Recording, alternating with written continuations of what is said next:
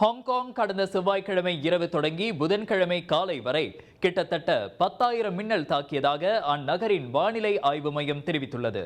வழக்கமாக பருவமழை ஏற்படும் ஏப்ரல் மாதத்தில் ஹாங்காங்கில் அதிக ஈரப்பதம் பதிவு செய்யப்பட்டுள்ளது. அதனால் அங்கு திடீரென அடைமழை பொழியலாம் எனும் எச்சரிக்கையும் விடுக்கப்பட்டுள்ளதால் மக்கள் முன்னெச்சரிக்கை நடவடிக்கைகளை மேற்கொண்டுள்ளனர். கடந்த செவ்வாய்க்கிழமை இரவு மணி 9 தொடங்கி ஹாங்காங் வானம் பிரகாசமாக காட்சியளித்தது.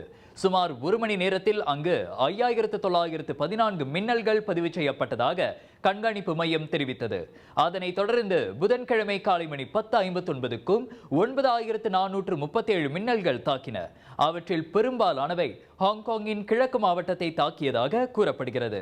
குறிப்பாக செவ்வாய்க்கிழமை இரவு பெய்த இடியுடன் கூடிய அடைமழை ஹாங்காங் அனைத்துலக விமான நிலையத்தில் தாமதத்தை ஏற்படுத்தியதோடு பல இடங்களில் பல புயல் காற்றையும் ஏற்படுத்தியது. அந்நிலை இன்றும் நாளையும் தொடரலாம் என வானிலை ஆய்வு மையம் எச்சரிக்கை விடுத்துள்ளது.